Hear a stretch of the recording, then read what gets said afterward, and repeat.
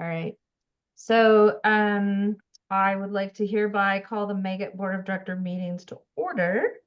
It's 2:07 p.m. Mountain Time on Tuesday, December 17th, 2024. I would like to confirm that we have a quorum achieved. Yes. Ellen, can you say yes? Yes. I hear your head We have nod. a quorum. Thank you. Oh, Okay, excellent. Okay. And are there any revisions to the agenda? Other than the one that Jeff actually brought to my attention, that's to update the links to the meeting minutes. Oh, and you know what? I opened, there we go. Okay.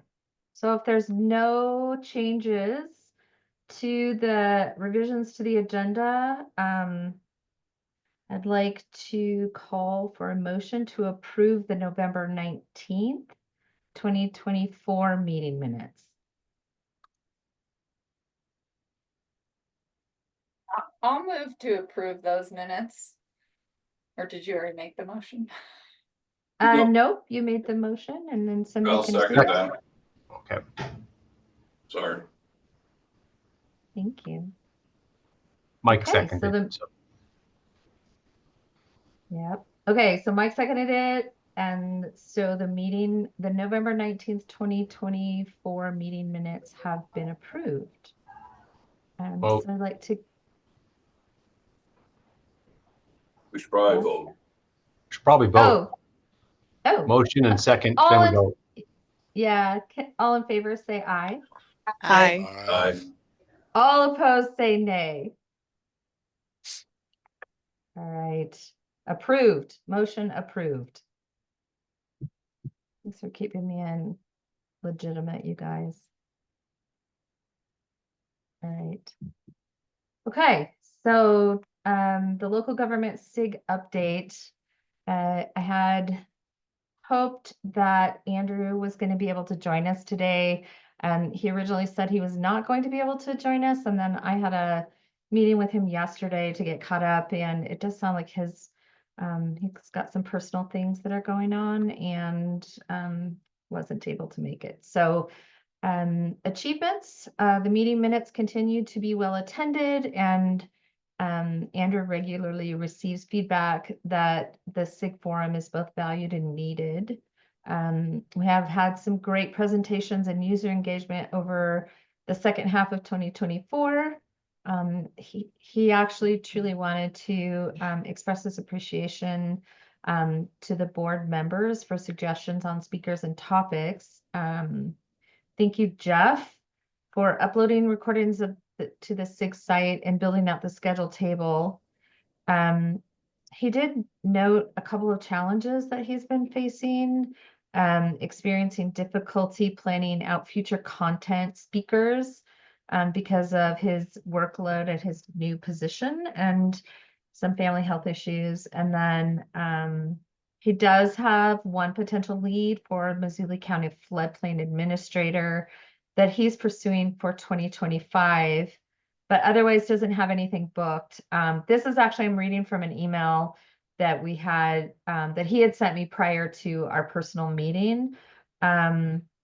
He said, I have had some success with SIG participants reaching out with offers to present, but not enough to reduce the search workload. So opportunities for support, scheduling a specific time, 30 to 60 minutes quarterly with Gail or a few people. I actually really wanted to talk to you guys about this. For focused brainstorming would help so that I don't forget this task last minute. And if you know of potential speakers, providing an e-introduction, like we've done in the past. For instance, Tessa set up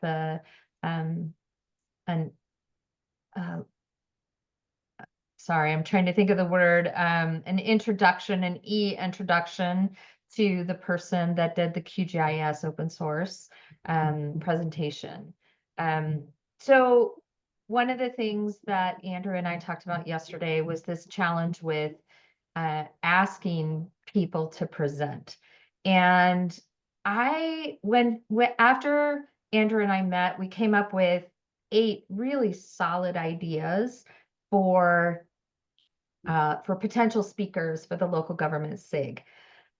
But Andrew has expressed that his weakest point, um, something that he considers a weakness, is that he has a difficult time reaching out to people. That feels very difficult to him. And so I told him that I would bring this up today at the meeting and ask for board support. If there's anybody that's on the board that feels really comfortable making those kinds of introductions, or asking people to present, if they would be willing to meet with Andrew and I, as he suggested, on a quarterly basis to help fill up the calendar. Because for him, that's he doesn't have a problem.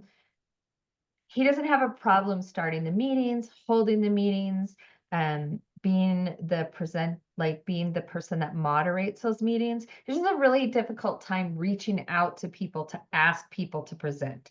So actually there were a couple of people on this board that I think would be really great at it, but I don't want to volunteer you for work outside of what you already do. So if you're interested in doing that, would you please reach out to me, and we'll work with Andrew to put together a schedule. Like I said, we have 8 solid ideas. We just need to get the people that would be presenting on board with that. So that is the update from the local government SIG. Does anybody have any questions? Yeah, I have a quick question on the sort of speakers, since I'm not as involved in the local government SIG. Is the goal to have speakers who are working in local government, or is it open to people, to, contractors and others who might do work for local governments? That's a great question. Generally we have had, so we've had Esri. Tessa, what was the person's name that worked for QGIS that taught the class? Andrew? Randy. Randy, there. Love Randy. Randy also, and he actually is a consultant, I think, isn't he, Tessa? So he came in. So yes, so people that work in the industry. I'm trying to find, so I'm gonna try not to lose you guys here, but I actually had some notes. Here we go. And then let me get you back up here. Sorry, I should have 3 screens for this meeting.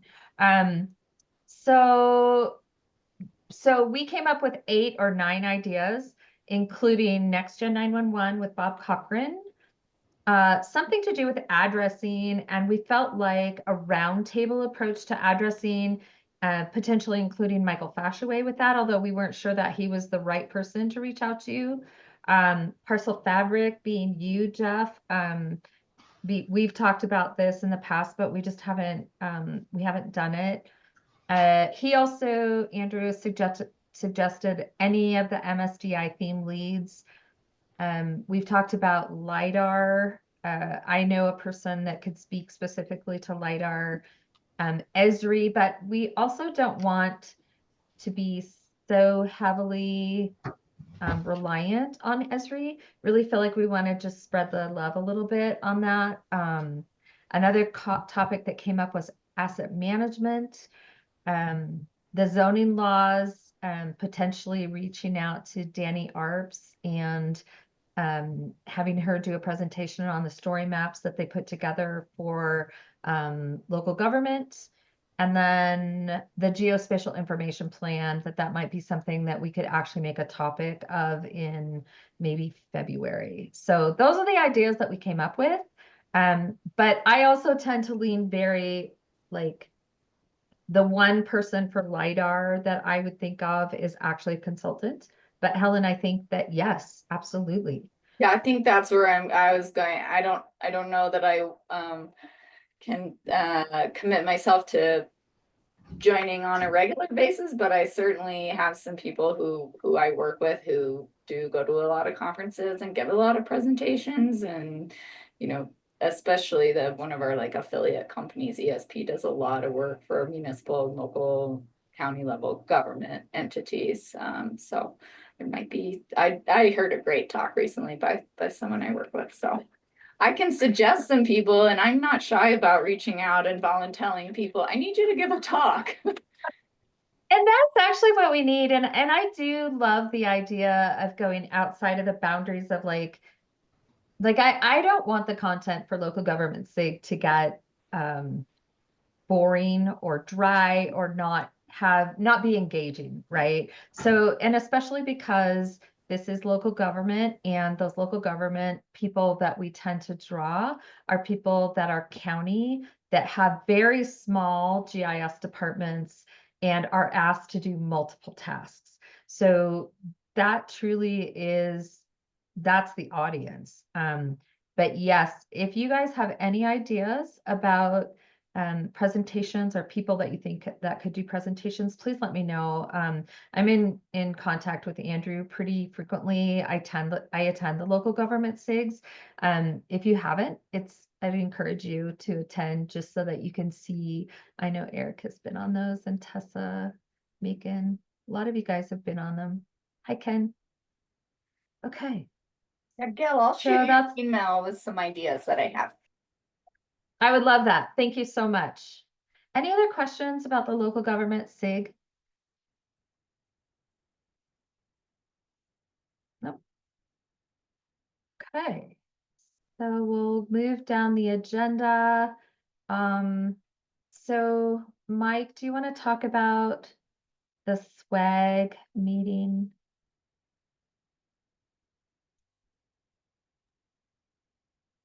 Sure, not a whole lot to talk about.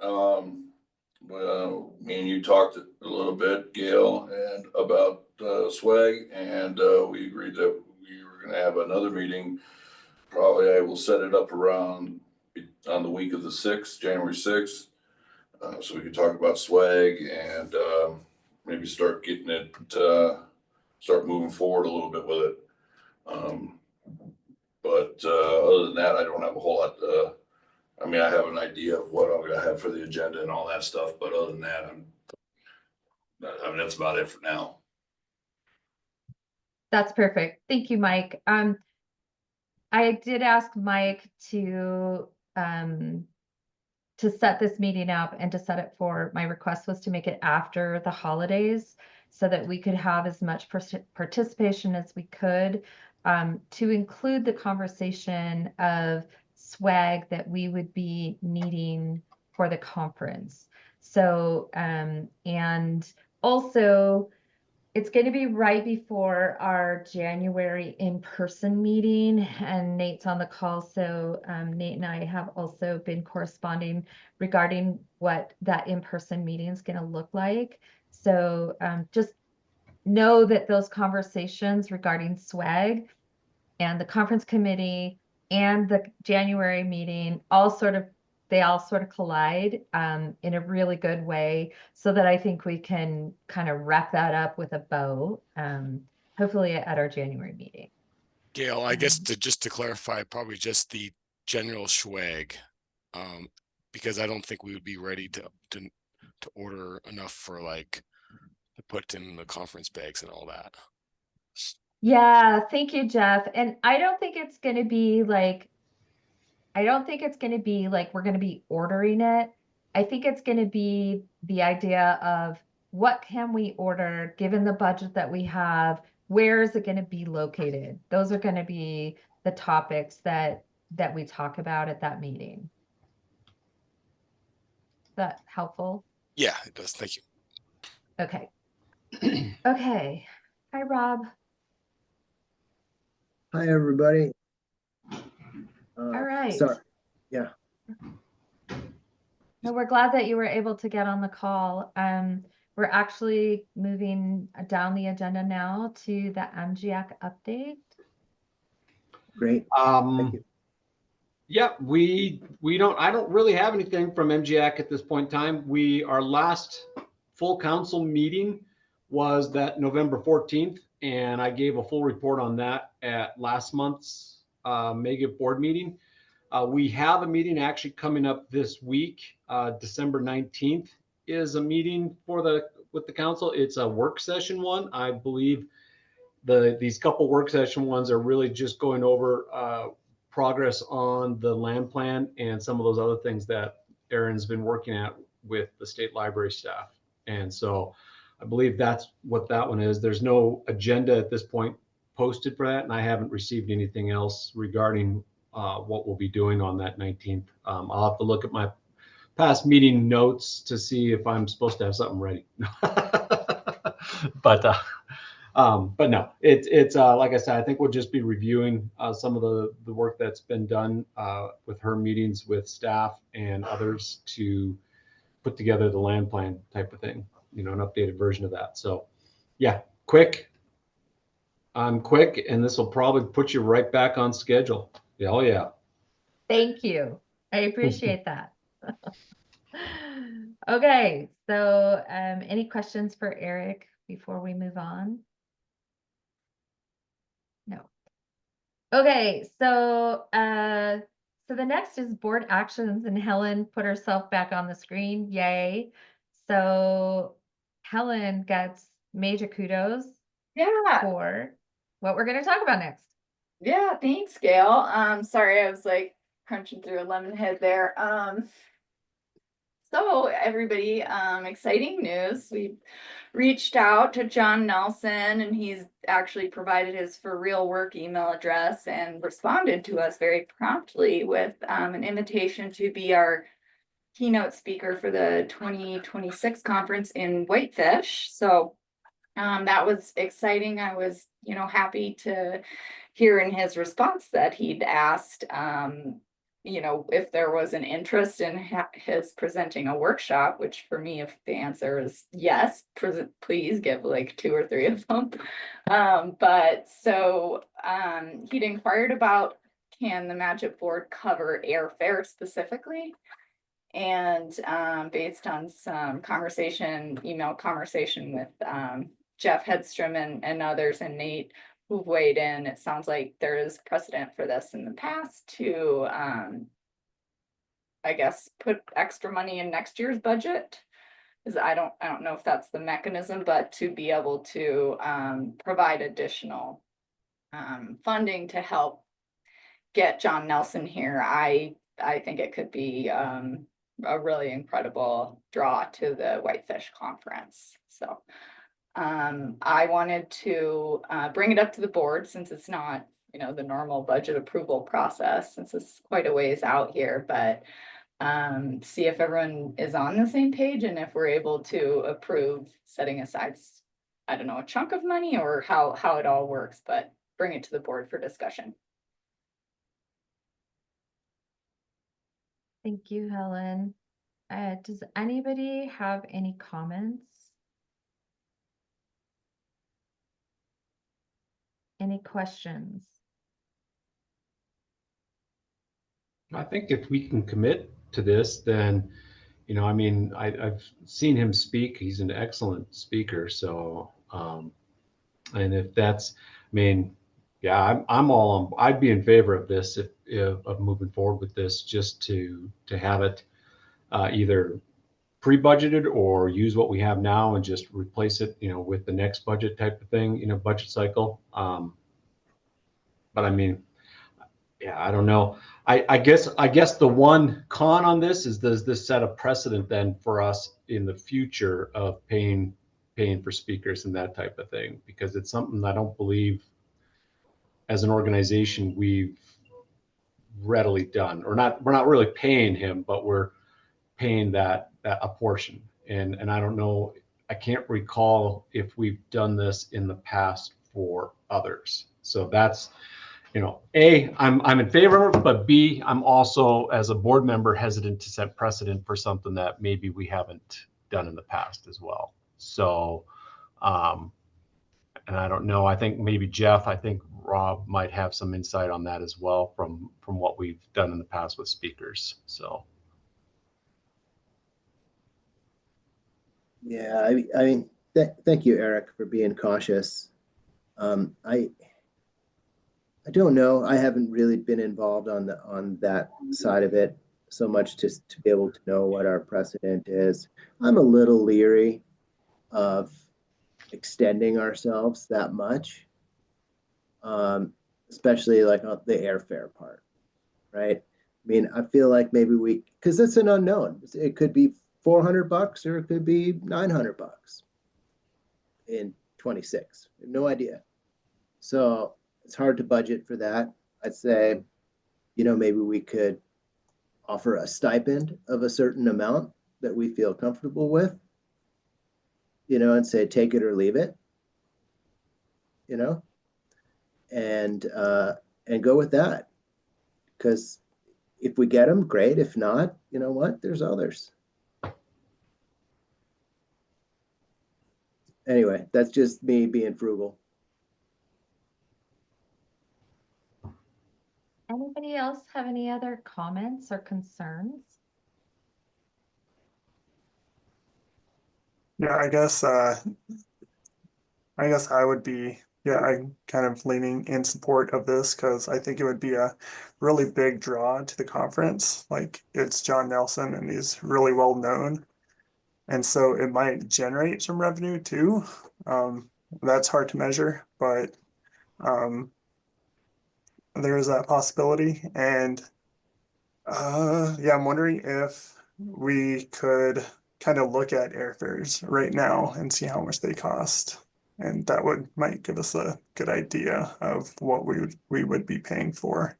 And again, our conference is in the middle of April. And so that's kind of not in a peak of traveling. And so airfares during that time might be less than normal too. So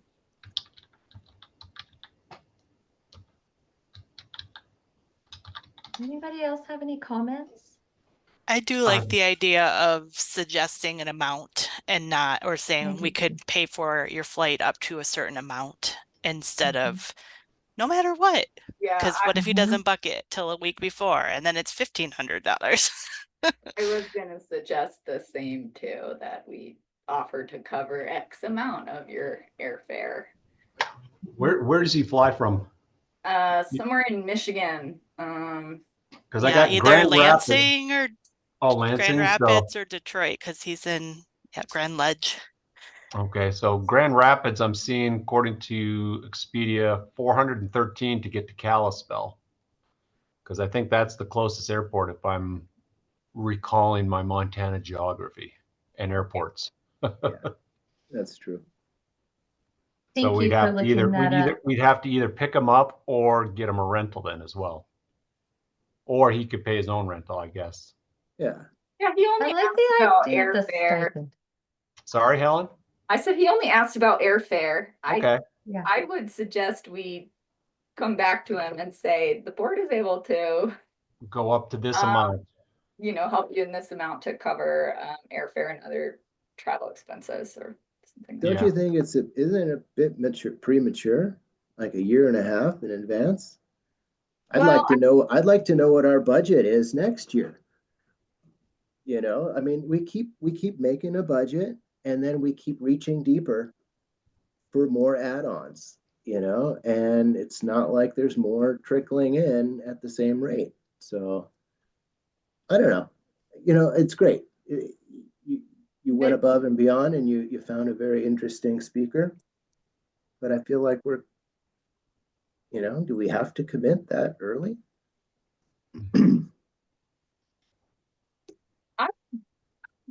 I had originally contacted him about the 2025 conference. I think I started this conversation with him in like late summer, and he was already booked up for the Helena conference. And then I threw out there, well, the next one sounds like we might be in Whitefish. And then he responded like, "Ooh, that sounds awesome. Let me know when the board gets to that point of making a decision." So he certainly does book out early. I did check with Michelle, and she says that we do have a $500 type of keynote speaker fee that is already built into the budget, and that the board could make a decision to, if we wanted, increase that, whatever that allocation is for 2026.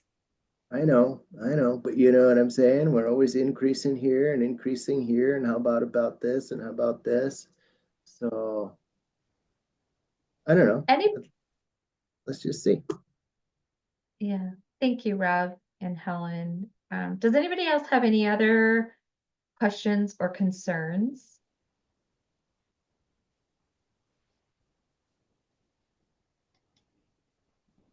Hmm. I don't have Okay. any, I don't have any questions, but I fully support this though. Hey, I mean, listen, we put a lot of burden on ourselves trying to make all these decisions. We have better ways of communicating with our membership than ever before. How about a little survey? Would you all love to see John Nelson? Would you pay an extra $5 for registration? You know, I don't know. This way, it's not just our opinion, but maybe we make an informed decision based on what our members want. I do love the idea of collecting data. That's always, it's always something I support. My one concern would be kind of putting it out there in the ether to our membership, and then, you know, if John Nelson is like, nah, that's not gonna work for me, even if we said we could cover up to $700 or something like that of your, But you know, nobody he cares. may. Nobody cares that much. Nobody's like, well, shit, I'm not coming then. You know what I mean? It's like a bonus. So, I do think we struggle to get survey responses in general. And probably most of the submissions would be from the board. but this is an easy yes, no. You know, it's not like a 27-page survey. You know, it's like, do you know who John Nelson is? Would you like to see him at the conference? You know?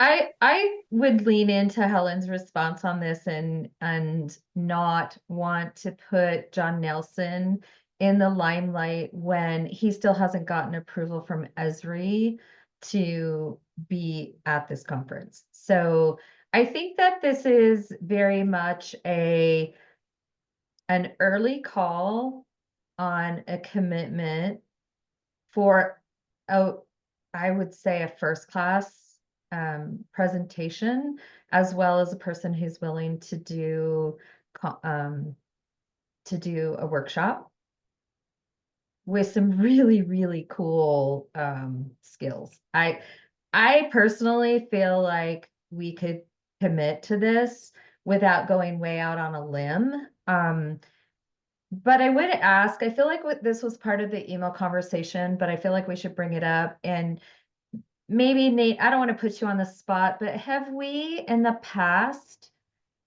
committed funds from next year's budget? Or like, I guess what I would say is I like the idea of the stipend because it limits our commitment. That would be the first thing that I would say is like, and I think this was actually something that I said in the email that was going around, is that we have to cap it, right? Like, we don't know what's going to happen, to Eric's point, in a year, and to Rob's point, in a year. But I do think that if we're going to have a person of John Nelson's caliber being our keynote speaker, it does have to be done in advance. And that means that we have to make a commitment prior to our 2026 fiscal year budget.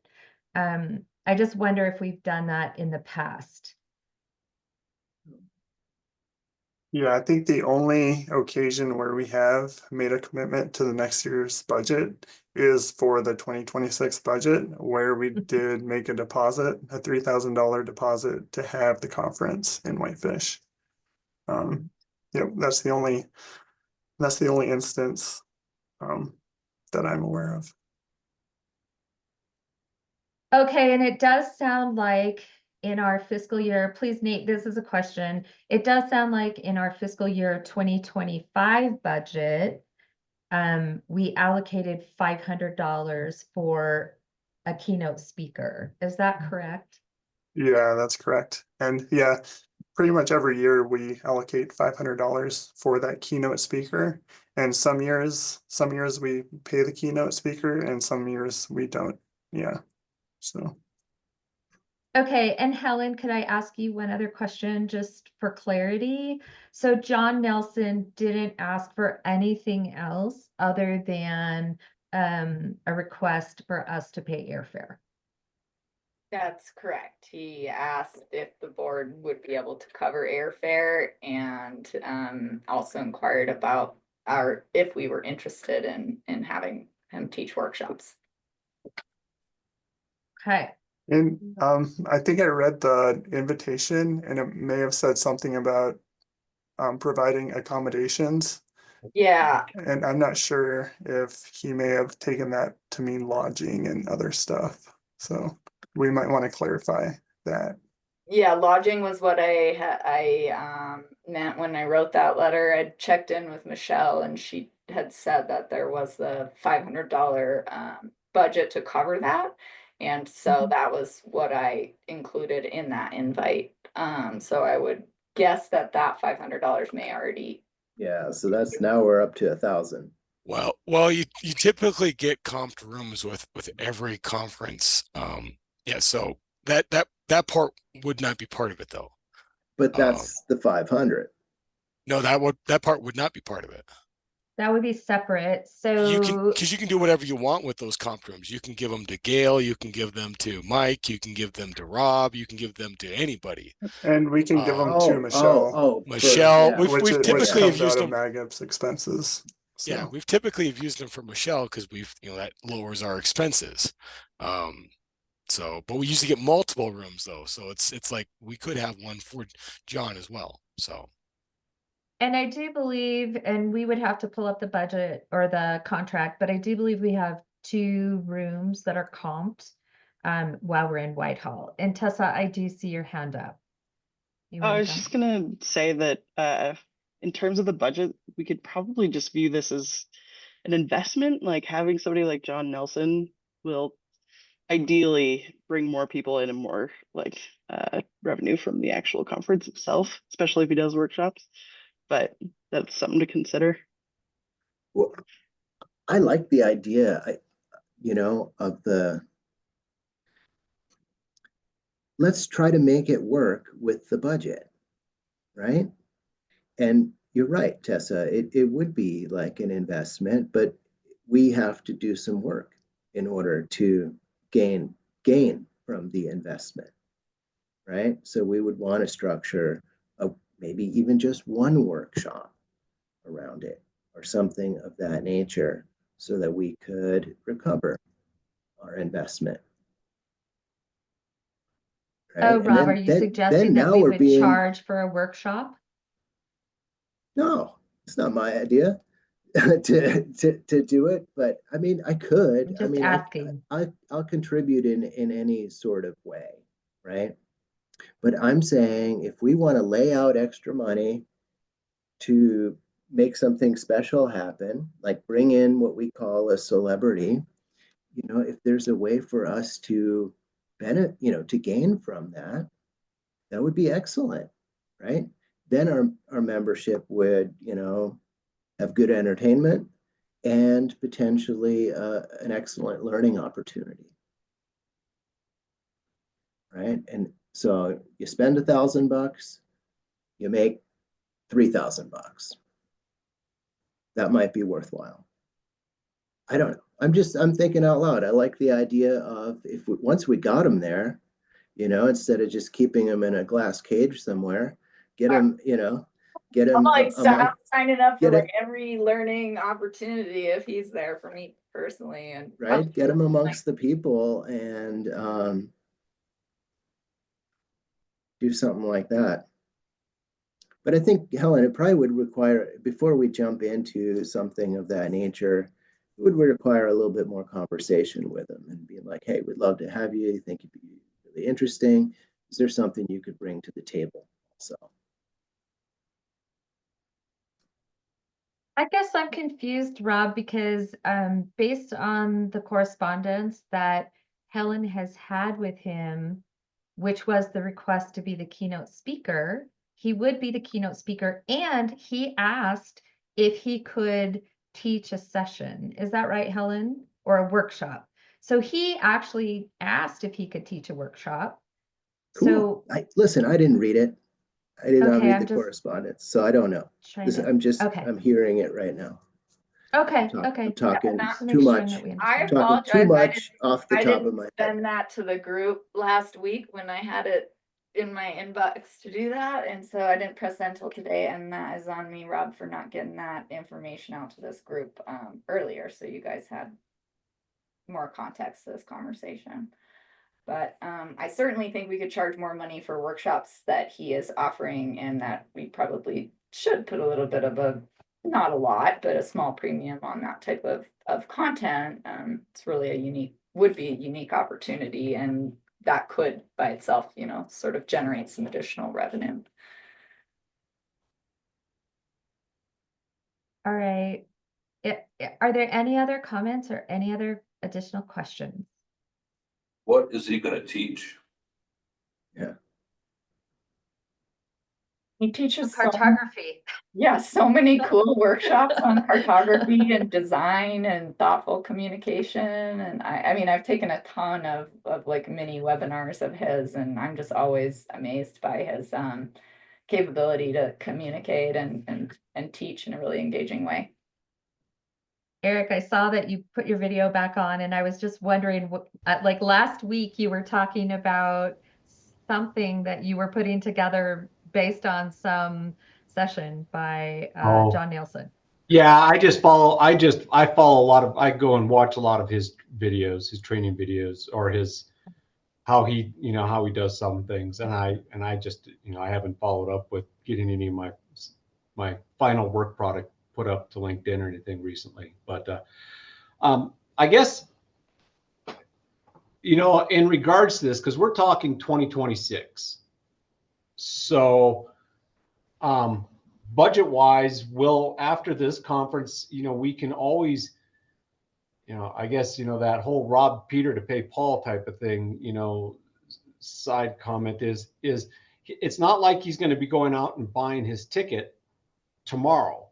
I mean, I don't think you can get tickets 2 years in advance. So I mean, I don't know. I mean, I was just on Expedia and I couldn't search all the way out to April of 26 to see what rates would be. And so I saw what rates are for this coming April, and it's it's $600 from Grand Rapids to Kalispell if he flies in on Sunday, $400 if he flies in on Tuesday. But there's your difference right there, type of thing. And so if we commit, if as a group we commit to saying, yeah, well, we have 500 already in the budget, or we will for the 26 budget. We can already plan ahead to maybe up that budget for 26, and then just be committed to, this is what it is. And then when we are at the conference here in 25, we start telling people in 26, this is where we're going to be, and this is who our keynote is already. So that, we've got a year out of promotion side of things. And so, I think us voting to say yes, we'll support this side of thing for airfare isn't committing us to pay the money in the next month or so. It's really, we're probably a year out before the expenditure even hits. I guess to be just on my take on how airline tickets are purchased. So I don't really know that anymore, because as I've said before, I'm a well-kept man and my wife handles all my travel arrangements. So for all I know, you can buy tickets 2 years in advance, but I just know that she says, we're flying tomorrow, get on the airplane. I said, okay. So no guarantee the airline will be in business at that point. Well, there is that. Way things are going. We may not have TSA agents. We may not have air control agents. I've seen that's coming, been a big push now too. But I guess I'm leaning towards saying, yeah, let's just, can we commit to something, and knowing that it'd probably be a year before we actually spend the money, to be honest. So, All right, you Ken? know, I would assume. And I see Ken has his hand up, and then looks like Rob has another comment. So I guess that's where I'm at with this side of things too. So. First of all, thank you everyone. It's great discussions and great listening. Rob, thank you for being a devil's advocate because we need to have that type of thought process Always. because if we don't have that, then pretty soon you Yeah. start jumping ahead of not thinking of the consequences. And so Rob, thank you so much for thinking of that. And the second thing is, why can't you not be honest with the guy and say that? Hey, because it's 2 years in advance, we cannot guarantee something until it gets later. Because then you know the budget, right? Just being honest with the person. Right. Yeah, Hey, I guess I would like to comment that for the last, I don't know, we'd have to go back over our budgets, but for this year, there was $500 that was committed for the keynote. And in past budgets, there has also been that amount budgeted for the keynote. So in this particular case, if we made the commitment as a stipend at a fixed amount, $500, if we choose to change that in fiscal year 2026, that's a different conversation. But right now, we could approve a stipend of $500 for airfare, and that wouldn't actually be eating into the budget as we have passed it in the past. So that would be my take on it. We're not really doing something out of line for what we are probably going to do in 2026 anyway. We're just doing it in advance to get a commitment from a first class speaker. So I guess that would be my take on it, Ken. Although I do agree that we need Rob in the room to always question it, right? Like we need to ask these hard questions of ourselves because 2020 happened and it wasn't that long ago and we haven't forgotten. And Andrew Stickney was actually the person that was on the 2020 conference planning committee that on the conference that didn't happen. So that was a very real conversation that he and I had yesterday. Also the 2021 conference that ended up being virtual, right? So I respect that, like really paying attention to what the budget is. And this is an early commitment from fiscal year 26, but not outside the bounds of what we normally would be paying for a keynote. And to get a keynote, again, of John Nelson's caliber, I think is already pretty clear. So I hope that is helpful. Well, yeah, and reason why I raised my hand again is also somebody did say he still has to hear from Esri. He's Yeah. speaking on behalf of Esri. Esri might say, no, I don't want you to be there in that conference because I feel like because you're the face of Esri, you're not the face of Rob Nelson. You're not John Nelson. I don't know who the guy is. So apparently I don't know who he is. And I know quite a bit of the Esri folks. So to me, it's like I'm kind of like with Rob. Maybe it's a federal thing, Rob, because we learned how to we have to spend our money wisely because we always get questioned why we're spending it. And so I'm 50-50. I think we should be honest with the guy and say, hey, we loved you to be here. We want you to be here. You have good credentials. But then again, 500 is if 500 is doable, if you feel it's already doable and say 500 is what we as the committee can afford to bring you in, then yeah, then it's a win-win. Right. And if he says, well, I was hoping I wanted you guys to pay for my flight, it is what it is. It's reality, right? And we have to deal with those consequences as well. As we're all human, we have to deal with it. But again, I think it'd be great to have somebody like that caliber. Again, if we can't, it is what it is. Might as well move up the chain and get Jack to come over. Right. If you're gonna do that.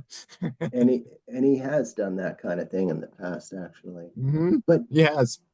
yeah. Hey, so Ken, thank you. That's a nicer D word than I would have chosen. Uh, um, and Yeah, you know, I mean, it's true. We don't have there's nothing written in stone yet, right? And so, great. I'm glad we're talking about it, and it does seem like a really thing to up our game a little bit. Okay, so are But yeah, there any other? we've been beating it to death for the last 20 minutes, so maybe Yep, we could move on. yeah. But So I have another one person too, because I know we're trying to do the travel track at that time too, because Whitefish is gonna be really good. The founder of Travel GIS, Garrett Couch, is one of the big advocates for travel for Indian country. And I know he might be asking something about that too, but um I've talked to him before and I said in 2026, this was the plan. And he was like, yeah, just give us the information and everything and all that. So I can reach out back out to him, but because as a BIA employee, I have to be careful talking to somebody because he is his own business. He is the owner and CEO of Travel GIS. So that's why I'm really iffy on that kind of stuff. But the way you can get around that, Ken, is you can just point them to the board, Okay. right? You can say, Yep. hey, I was participating and the board would like to talk to you, Yep. And I can do that. I can definitely do that. right? And So I that's would our second say, option too. So if you want him as well, he has really good content and just how the GIS is being used in Indian country too. And he sets it for all because he works with counties and everything too. So We should engage with him about this year's conference. he can. I know we talked to some Esri folks recently about potentially having them as keynote, but I but mean, yeah, can yeah, I for sure. can I Any which interrupt way. for a moment? Sorry. We're just kind of starting to get off topic and we are actually over our allotted time for this. I do have this as a board action. So if there aren't any other questions specifically about paying for John Nelson's airfare for the 2026 conference, or any other comments about that specifically, I just want to make sure before we move on, because I would like to ask that we, that somebody call for a motion for this. If this is what we want to do. a motion for if we want to invite him or if we want to pay for his Approve. airfare at a specific level. Yes, approve paying for John Nelson's airfare to the 2026 conference to be held in Whitefish, Montana. Does somebody want to make a motion? Yeah, I'll make a motion to for the board to approve paying for John Nelson's airfare at a specific stipend level. Thank you. I- Is there anybody who would like to second that motion? I'll second.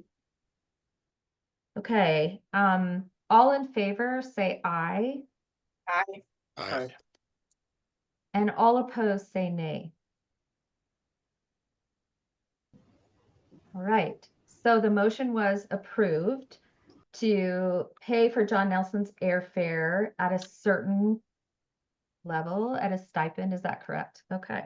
We can't leave it no, we can't leave it Okay. undefined at what that stipend is. No. I was gonna suggest we put a number out there. I mean, we could limit it to the 500, which we do already have budgeted. I was going to suggest something on the order of $750 to $800 since airfare can get expensive.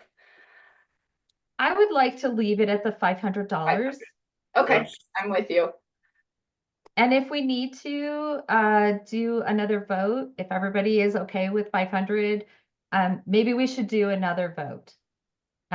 So once again, somebody make a motion. I'll make a second motion. How about that the stipend level should be $500 in support of John Nelson's airfare to come to the 2026 conference. Thank you, Helen. Is there anybody that would like to second that motion? Thank you. Eric has seconded it. Okay, and then all in favor of limiting the stipend for airfare for John Nelson to $500 at this time, say aye. Aye. All in Aye. favor? Aye. All opposed, say nay. Thank you. Okay, that motion was approved. So the stipend is set at $500. I think that we'll revisit this probably, Helen, when we actually work on the fiscal year 2026 budget. That was a lot, you guys. It is actually 3 o'clock.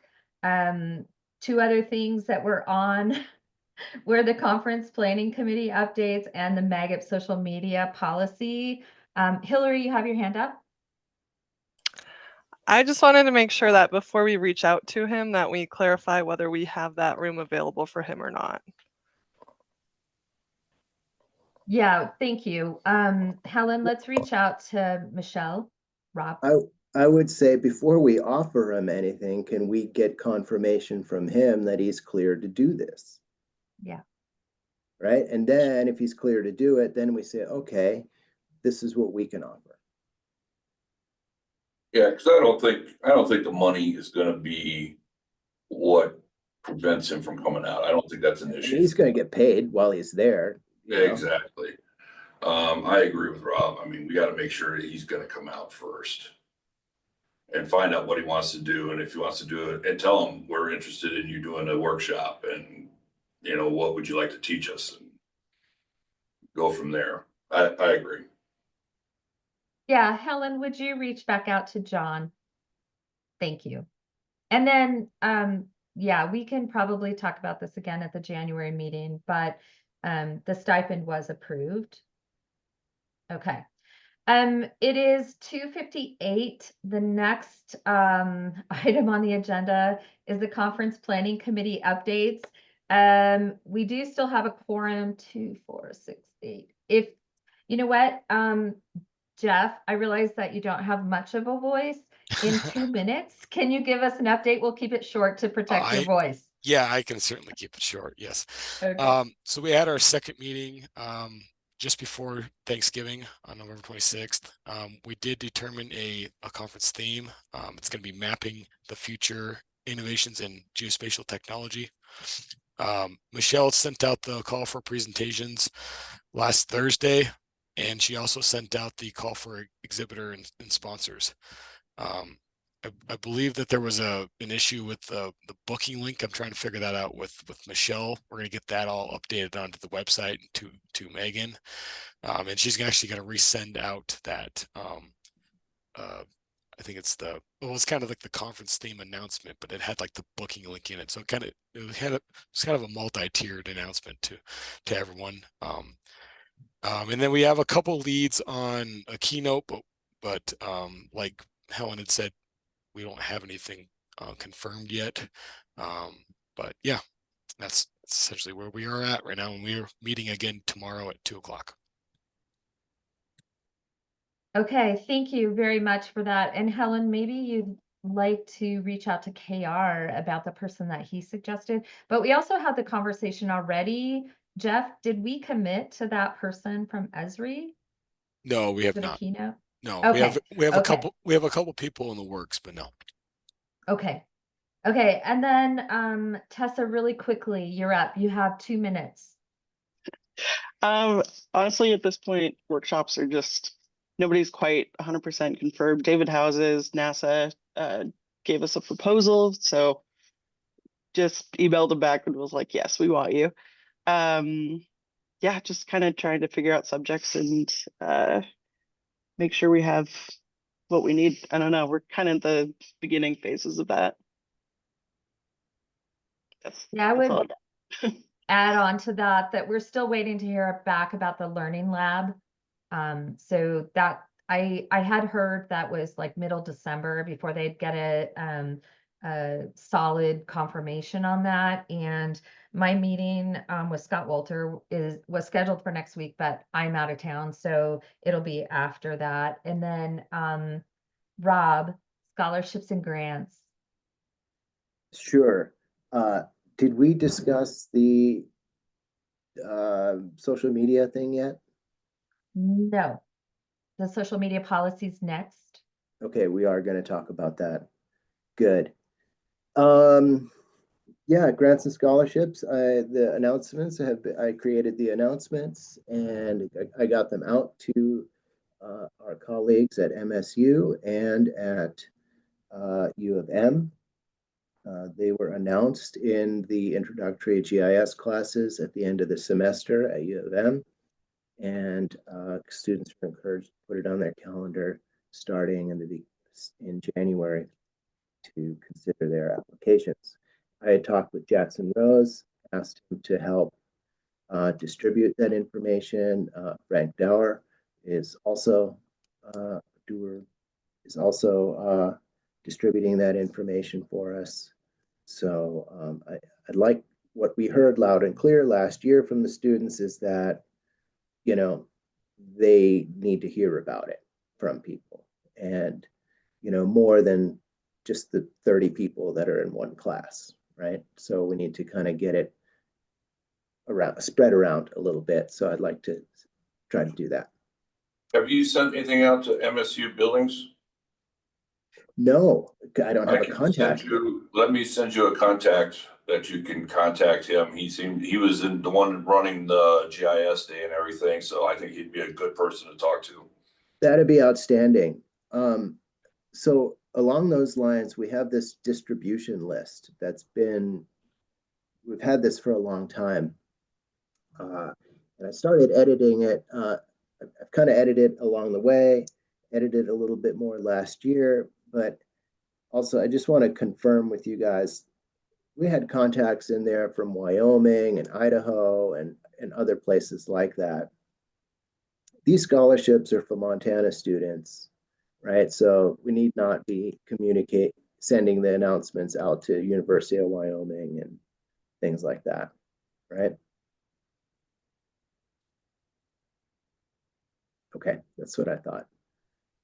So Rob, did you need to get a hold of Jenny to work on that distribution list at all? Or is that, I'm thinking about what happens in April.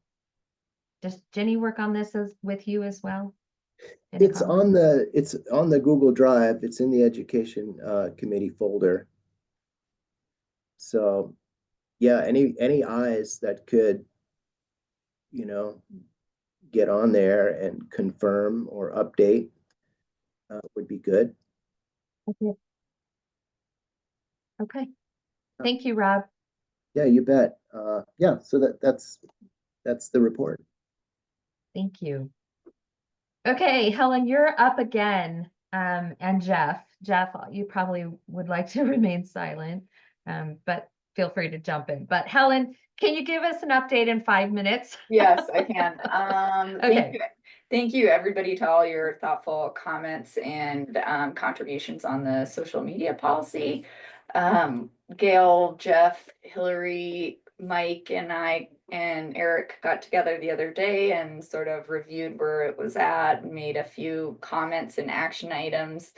I think, you know, after looking at it a few times, we're really sort of honing in on this, I think, a final document here. I know it's taking a little longer than maybe expected, but I think it's important to get it right. So I think the group of us who already met on this, maybe we'll have another meeting. I know I have a few action items to take care of, and I think we can get a draft out to the board in the near future here. I'm hoping before the in-person meeting in Helena.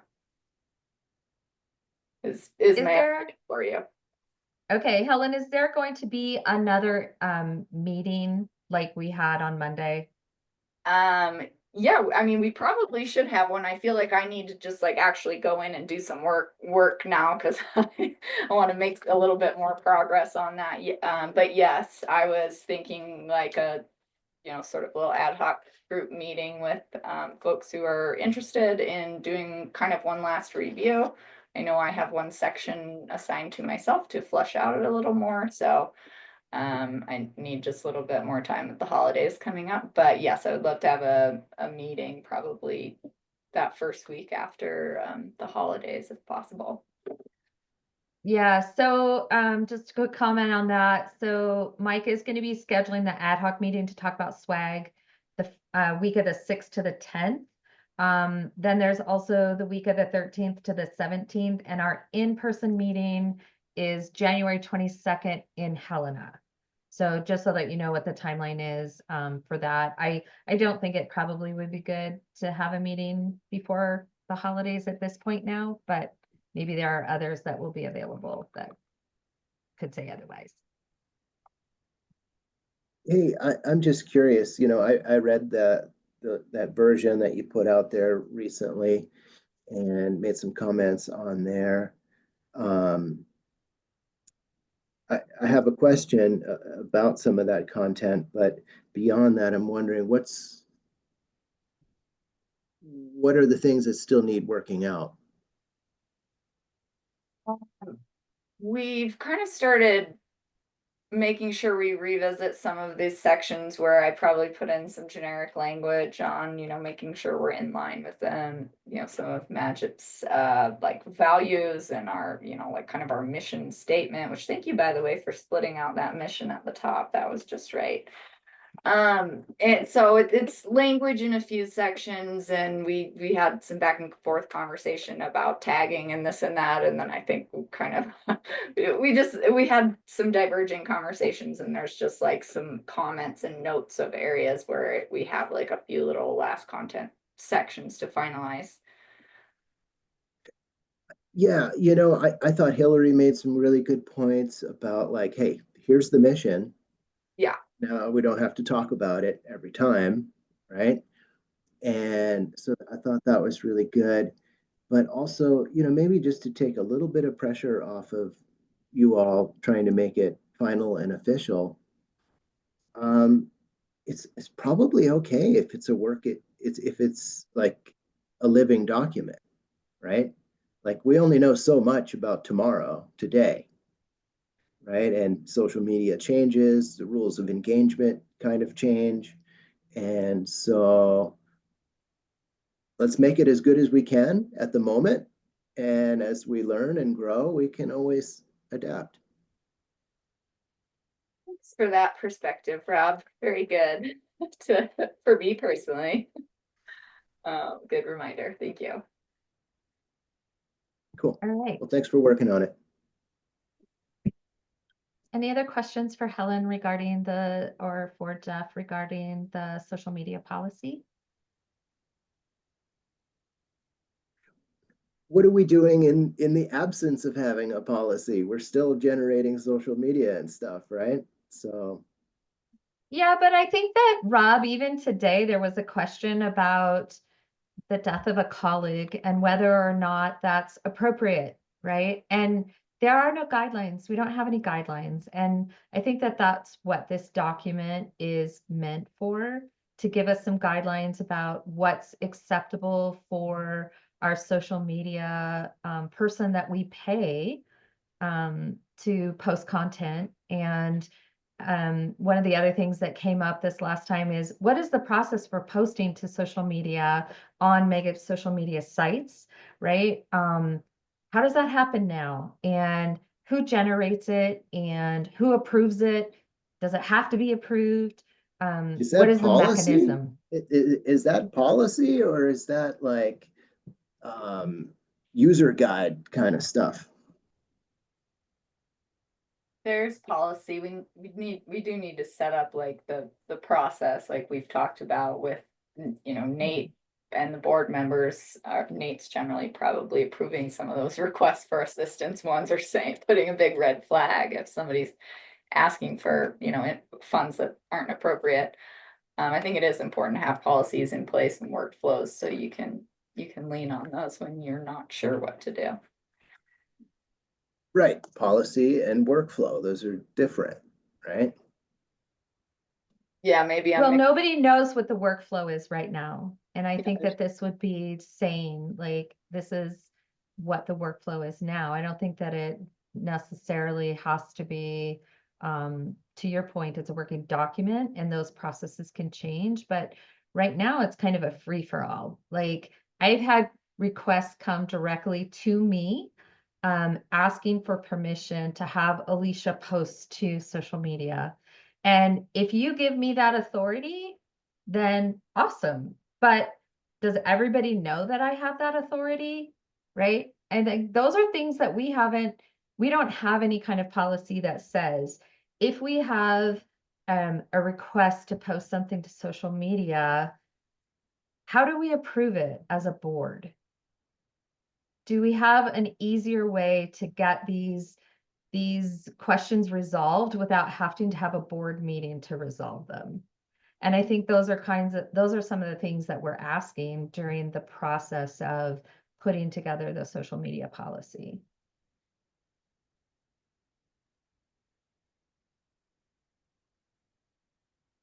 Okay. It seems like that's different. You know, I think of policy like you shall not, you know, sell your SC products on our social media kind of thing, you know? And actually, that's a really good point, Rob, because one of the things that came up was going back to Helen mentioning tagging, and Hillary meant like just this whole dialogue about what does it mean to get tagged, or who does the tagging, and can Magip's posts be tagged, and do we have a disclaimer saying this is Magip's? This is a disclaimer saying, hey, this truly came from the Magip social media site, right? Those are all questions that we're asking right now. Like, if you have an opinion, like, let's just say we have a Magip post, and I'm just playing devil's advocate here, right? But let's say Magip posted something that we as a board said was okay to post. And then you make a decision to tag that post and you have a different opinion about what was posted, or you have your own opinion. How does that impact Magip as an organization? And what's the responsibility of a board member, right? Like, do we even want to say anything about what a board member posts about a post that originated from Magip social media? So those are the kind of questions that we're asking, and I don't think we have all the answers, right? And to your point, it's definitely a work in progress, but we've asked these questions, and the questions that we've asked have generated a larger dialogue, which is why it's taking a little bit longer, because we're like broadening the conversation and then synthesizing it back down to, well, we said this in a past iteration of a draft, but what we really meant was this. If that's helpful. Maybe not. Yeah, no, I mean, I see what a big, you know, you're making it into a pretty big job, you know, because you're being thoughtful.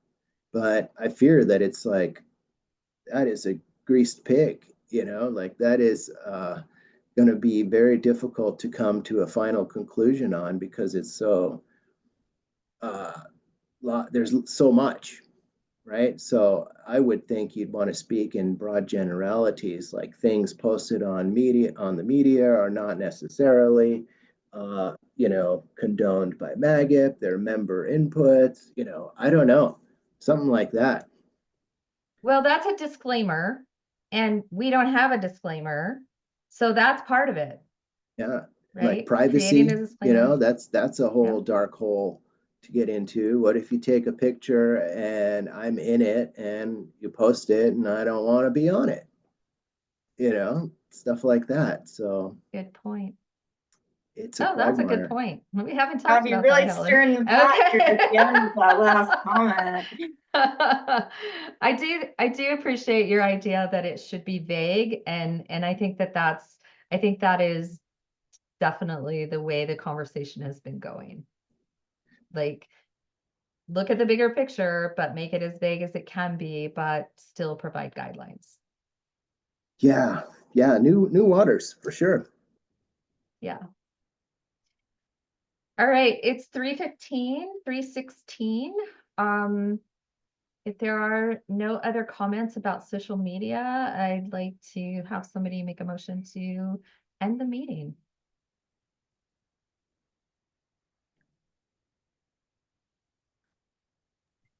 I'll make a motion to adjourn the meeting. I will second. Thank you. Okay, the meeting is adjourned. All right. Thank you so much.